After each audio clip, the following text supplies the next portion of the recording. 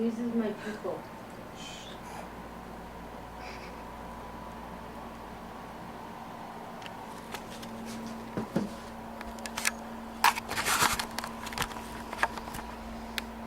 The reason I chose this topic is because of my tour of the Holocaust Museum in Washington, D.C.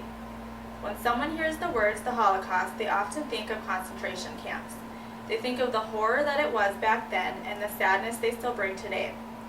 Some people have a fascination with the concentration camps because of the shock and disbelief that something like that could actually happen.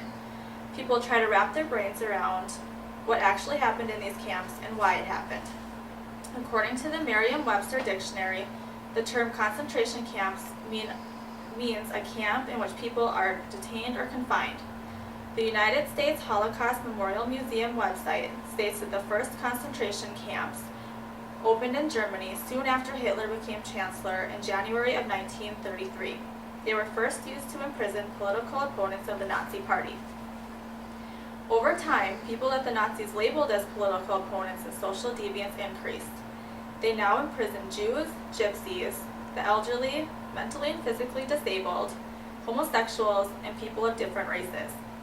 By 1939, there were 6 camps, and between 1933 and 1945, Nazi Germany established about 20,000 concentration camps. There were forced labor camps, transit camps, and extermination camps. Prisoners in the forced labor camps were often used for construction. They did projects in the camps they were in, or they built new camps. They used the prisoners for labor to save money and because of labor shortages. The prisoners were subject to beatings, lack of food, clothing, and rest.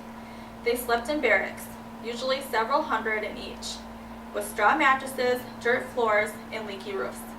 Diseases were overwhelming because of the awful living conditions, malnutrition, and overcrowding of the camps. The Nazis pursued what they called annihilation through work, in which prisoners were literally worked to death. If someone got hurt or were too weak to work, they'd get shot or get deported to an extermination camp. The last stop before an extermination camp was a transit camp. These were used as temporary way stations where prisoners were sent to before they were sent to what they knew would be the end.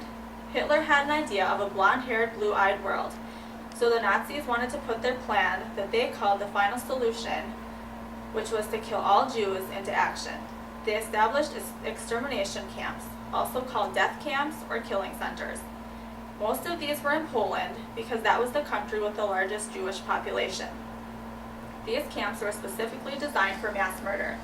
Almost all of the prisoners that were deported to the death camps were immediately killed. The first death camp opened in 1941. The most well-known and most deadly was Auschwitz. Up to 6,000 people were killed there each day. To increase killing efficiency, gas chambers were constructed. They started out using gas vans, where prisoners had to go into trucks with the engine exhaust diverted to the inside.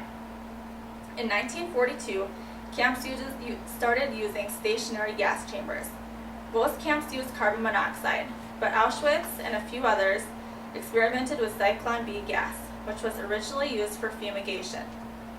As victims arrived at death camps, they were told they had to be disinfected with showers. They were ordered to enter the showers with their arms up to allow as many people in as possible. They then were all suffocated by the deadly gases.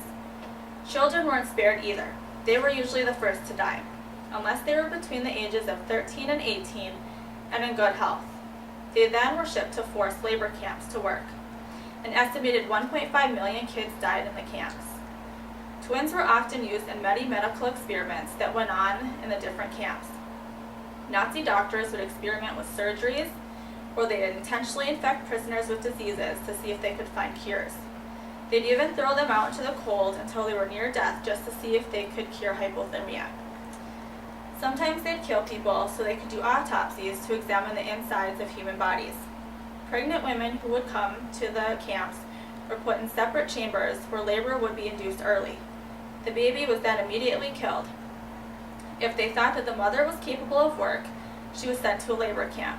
If they thought she was too weak, she was killed too. Near the end of World War II, in order to cut down on expenses and save gas, the Nazis would take people out to stand in front of large mass graves that were dug in the ground and shoot them. The victim would then fall back into the mass grave, and they wouldn't have to deal with any bodies. That's where they stayed, thousands of people in one big grave. Another option for the Nazis was to put live people into the cremation ovens, or just throw them into burning pits. The concentration camps came to an end in 1945, but not before an estimated 11 million lives were taken. People will always remember what happened in these camps. The stories of victims, pictures, and places like the Holocaust Museum will remind us of the devastation that went on. What I think were senseless murders of innocent people, because Hitler and the Nazis couldn't see a world of differences. And I brought some pictures to show you guys of the horrors that went on in the camps.